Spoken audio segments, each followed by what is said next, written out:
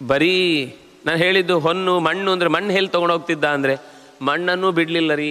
ಅಪರೂಪದ ದೇವತೆಗಳ ಗಂಧರ್ವರ ಅವರು ಚೆನ್ನಾಗಿ ಸಿದ್ಧಪಡಿಸಿದಂತಹ ಅಪರೂಪದ ಉದ್ಯಾನಗಳನ್ನೆಲ್ಲ ವಶಕ್ಕೆ ತೆಗೆದುಕೊಂಡು ಬಿಟ್ಟಿದ್ದ. ಅಲ್ಲಿ ಯಾರೂ ಕೂಡ ಬೇರೆಯವರು ಗಂಧರ್ವರು ಕಿನ್ನರರು ತಿರುಗಾಡಲಿಕ್ಕಿಲ್ಲ, ಅದು ಅವನದ್ದೇ. ಅದೆಲ್ಲವನ್ನು ತನ್ನ ವಶಕ್ಕೆ ತಂದುಕೊಡಿದ. ನಂದನ ಅನ್ನೋದು ಪುಣ್ಯವನ್ನು ಸಂಪಾದಿಸಿದಂತಹ ಸಜ್ಜೀವಿಗಳಿಗೆ ಸುಖಕ್ಕಾಗಿ ಓಡಾಡಲಿಕ್ಕಿರುವಂತಹ ಸ್ವರ್ಗದ ಒಂದು ಭಾಗ. ಆ ಭಾಗವನ್ನೇ ತನ್ನ ವಶದಲ್ಲಿಟ್ಟುಕೊಂಡು ಅಲ್ಲಿ ನಾನು ಓಡಾಡಬೇಕು ಹೊರತು ಬೇರೆ ಯಾರಿಗೂ ಓಡಾಡಲಿಕ್ಕಿಲ್ಲ. ಹೀಗೆ ವಿನಾಶಯತಿ ಯಃ ಕ್ರೋಧಾತ್ ಉದ್ಯಾನಾನಿ ಚ ಚಂದ್ರಸೂರ್ಯೌ ಮಹಾಭಾಗೌ ಉತ್ತಿಷ್ಠಂತೌ ಪರಂತಪೌ. ಯಾವುದನ್ನು ತಗೊಂಡು ಹೋಗ್ಲಿಕ್ಕೆ ಆಗ್ತಿರ್ಲಿಲ್ವೋ ಅಥವಾ ಅಲ್ಲಿ ವಶವನ್ನು ತೆಗೆದುಕೊಂಡ್ರು ಅಲ್ಲಿ ಬಂದಿರ್ಲಿಕ್ಕೆ ಆಗ್ತಿರ್ಲಿಲ್ವೋ ಅಂಥದ್ದನ್ನು ಉಳಿಸ್ತಿರ್ಲಿಲ್ಲ. ಉದ್ಯಾನಾನಿ ವಿನಾಶಯತಿ, ಮರಗಳನ್ನು ಕಡಿದು ಹಾಕ್ತಾ ಇದ್ದ, ಕಾಡುಗಳನ್ನು ಸುಟ್ಟು ಬಿಡ್ತಾ ಇದ್ದ, ಕಾಡು ಪ್ರಾಣಿಗಳನ್ನೆಲ್ಲ ಗೋಗರಿಯುವುದನ್ನು ನೋಡಿ ಆನಂದ ಪಡ್ತಾ ಇದ್ದ.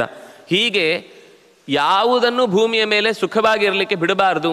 ಅದು ದೇವಲೋಕದಿಂದ ಹಿಡಿದು ಭೂಲೋಕದಿಂದ ಹಿಡಿದು ಭೋಗವತಿಯಂತಹ ಅತ್ಯಂತ ನಾಗಲೋಕದ ತನಕವೂ ಸಾಗಿ ಎಲ್ಲವೂ ತನ್ನ ವಶದಲ್ಲಿರಬೇಕು ಅಂತ ಬಯಸಿ ಸೂರ್ಯಚಂದ್ರರು ಕೂಡ ಇವನು ಬಂದಾಗ ಎದ್ದು ನಿಲ್ಲಬೇಕಿತ್ತಂತೆ. ಉತ್ತಿಷ್ಠಂತವು ಪರಂತಪವು, ಅವರನ್ನು ಹಾಗೆ ಇರಿಸಿಕೊಂಡಿದ್ದ.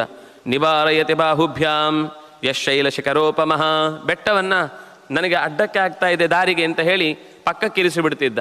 ಇಲ್ಲಿ ಯಾವುದೋ ಕಾಡು, ಯಾವುದೋ ಋಷಿಗಳು ಆಶ್ರಮ, ಅದು ಇದು ಯಾವುದನ್ನು ನೋಡದೆ ಬೆಟ್ಟವನ್ನು ಎತ್ತಿ ಪಕ್ಕಕ್ಕೆ ಕಿತ್ತು ಇನ್ನೊಂದು ಕಡೆ ಇಟ್ಟು ಹೊರಟೋಗ್ತಿದ್ದ.